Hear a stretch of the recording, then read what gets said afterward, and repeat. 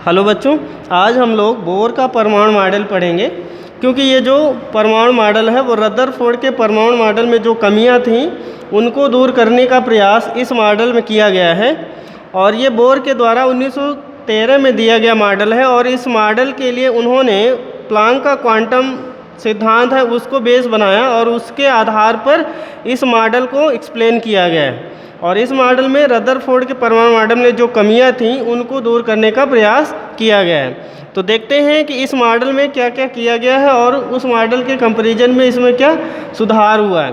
तो सबसे पहला पॉइंट है कि इलेक्ट्रॉन निश्चित ऊर्जा की कक्षा में नाभिक के चारों ओर चक्कर लगाता रहता है। ये आपका पहला पॉइंट है जो बोर के परमाणु मॉडल में बताया गया है। तो अगर हम रदरफोर्ड के परमाणु मॉडल की बात करें तो उसमें धनावेशित नाभिक था और नाभिक के बाहर का जो एरिया था उसमें इलेक्ट्रॉन निरंतर चक्कर लगा रहे थे। लेकिन उसमें इस बात का जिक्र नहीं किया गया था कि जो इलेक्ट्रॉन चक्कर लगा रहे हैं वो कहाँ चक्कर लगा रहे हैं। ठीक, तो इस मॉडल में ये निश्चित किया गया है कि नाभिक के बाहर जो भी इलेक्ट्रॉन चक्कर लगा रहे हैं वो वृत्तीय कक्षा में चक्कर लगा रहे हैं, पहली बात बताई गई। और वो अपनी एक निश्चित कक्षा में नियत गति से चक्कर लगा रहे हैं, ये एक्सप्लेन इसमें किया गया।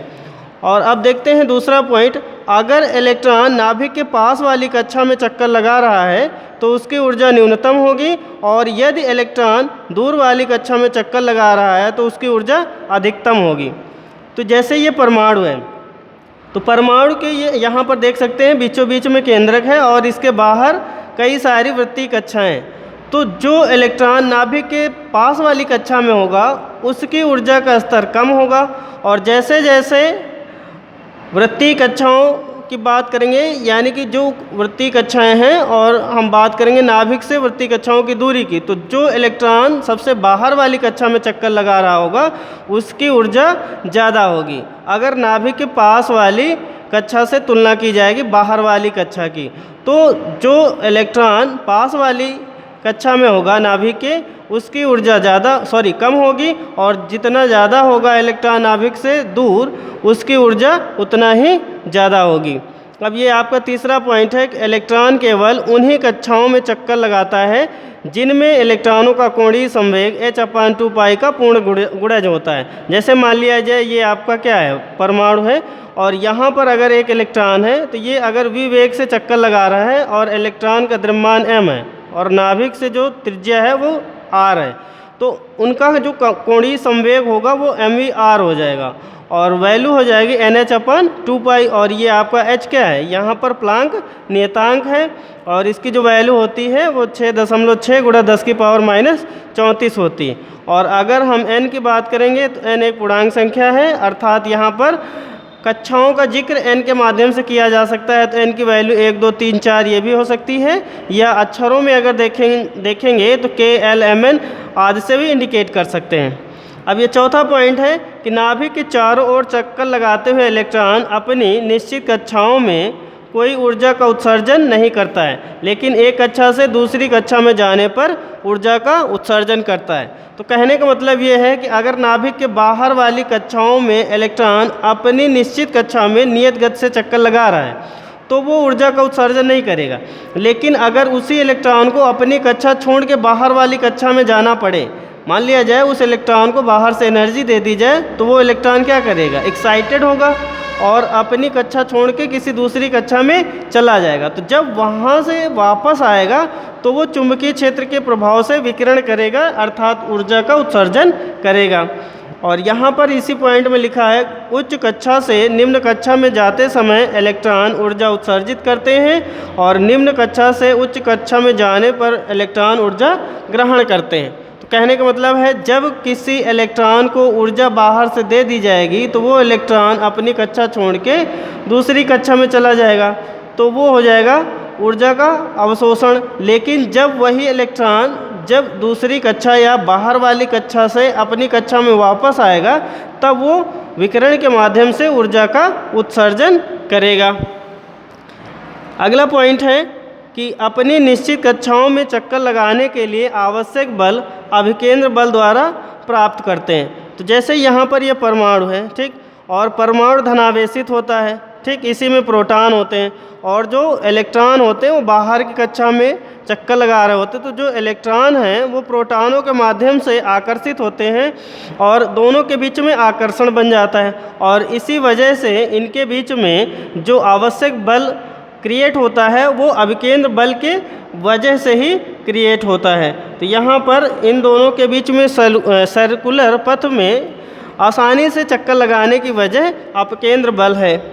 अब बात करते हैं हम अगले पॉइंट की। ये आपका लास्ट पॉइंट है कि जब कोई इलेक्ट्रॉन बाहर से ऊर्जा पाता है तो वह उच्च कक्षा में चला जाता है, ठीक, जिसे उत्तेजित अवस्था कहते हैं और वहाँ पर 10⁻⁸ सेकेंड रुकता है और फिर अपनी कक्षा में पुनः वापस आ जाता है।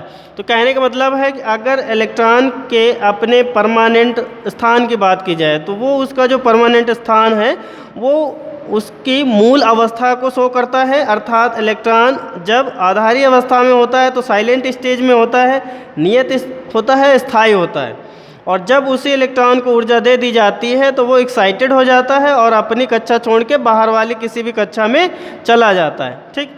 तो जब जाता है तो वो उसकी उत्तेजित अवस्था कहलाती है और वहाँ से जब वापस आता है तो ऊर्जा का उत्सर्जन करते हुए विकिरण के तौर पर आता है। तो इस तरीके से ये पॉइंट है जो बोर के परमाणु मॉडल में एक्सप्लेन किए गए। अब इस मॉडल के दोष की बात करें तो इस मॉडल के कुछ दोष हैं, जैसे कि यह मॉडल केवल एक इलेक्ट्रॉन वाले परमाणु के लिए लागू होता है। जैसे हाइड्रोजन है, helium plus ion, sodium plus ion और लिथियम डबल प्लस आयन, तो इन सब परमाणुओं में एक एक इलेक्ट्रॉन है।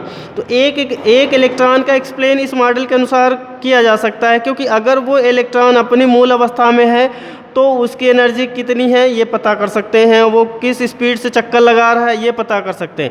लेकिन अगर मान लिया जाए एक ही कक्षा में एक से ज़्यादा इलेक्ट्रॉन है तो फिर हर इलेक्ट्रॉन की अलग अलग डिटेल पता करना मुश्किल है कि कौन सा इलेक्ट्रॉन कितनी स्पीड से चक्कर लगा रहा है, कहाँ चक्कर लगा रहा है और कब वो अपनी कक्षा छोड़ के बाहर वाली कक्षा में गया और वहाँ से आया तो वो कितनी ऊर्जा को उत्सर्जन कर रहा है।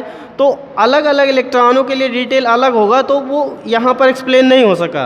कहने का मतलब है अगर एक इलेक्ट्रॉन का डिटेल बताना है तो इस मॉडल के अनुसार बताया जा सकता है, ज़्यादा इलेक्ट्रॉन वाले परमाणु का डिटेल इस मॉडल के अनुसार नहीं बताया जा सकता है। दूसरा पॉइंट है कि इस मॉडल द्वारा जीमान प्रभाव की व्याख्या नहीं की जा सकती है। तो जीमान प्रभाव का मतलब क्या होता है कि जब इलेक्ट्रॉन अपनी मूल अवस्था से उत्तेजित अवस्था में जाता है तो वहाँ से जब वापस आता है तो ऊर्जा का उत्सर्जन करता है विकिरण के तौर पर, ठीक। तो चुंबकीय क्षेत्र में जब वो पड़ता है तो स्पेक्ट्रम के तौर पर उसका विभाजन हो जाता है, मतलब लाइट क्रिएट करता है। तो उसी इफेक्ट को यहाँ पर जीमान प्रभाव कहा गया है। तो अगर एक इलेक्ट्रॉन होगा तो वो कितना लाइट शो कर रहा है, कितना विकिरण दिखा रहा है, उसका क्लियर यहाँ पर एक्सप्लेन हो जाएगा। लेकिन जब ज़्यादा होंगे तो कौन किधर जा रहा है, कितनी लाइट उत्पन्न कर रहा है, कैसे कर रहा है, वो डिटेल नहीं दे सकता है ये मॉडल, और उसी को हम यहाँ पर जीमान प्रभाव के तौर पर देख सकते हैं। और लास्ट पॉइंट है कि स्पेक्ट्रम रेखाओं की तीव्रता की व्याख्या नहीं की जा सकती। तो कहने का मतलब है जब चुंबकीय क्षेत्र हो चाहे विद्युतीय क्षेत्र हो वहाँ पर स्पेक्ट्रम रेखाएं निकलेंगी तो उनकी स्पीड क्या होगी, कम होगी, ज़्यादा होगी, हर इलेक्ट्रॉन के सापेक्ष अलग अलग, तो वो भी एक्सप्लेन यहाँ पर मुश्किल है। तो इस तरीके से ये हो जाएंगे इनके दोष और इनका एक्सप्लेन इस मॉडल में नहीं किया जा सकता। इसके अलावा बोर ने यह भी बताया कि जो इलेक्ट्रॉन हैं वो वृत्तीय कक्षा में चक्कर लगाते हैं, लेकिन जो सोमरफील्ड हैं उन्होंने बोला था कि जो इलेक्ट्रॉन हैं वो नाभिक के बाहर दीर्घवृत्तीय कक्षाओं में चक्कर लगाते हैं, ये भी एक दोष है। इसके अलावा बोर ने ये बोला कि नाभिक स्थायी होता है, स्थित होता है, वो अपने अक्ष पर घूर्णन करता रहता है। तो इस तरीके से ये डिटेल इस मॉडल के अनुसार बताया गया। धन्यवाद।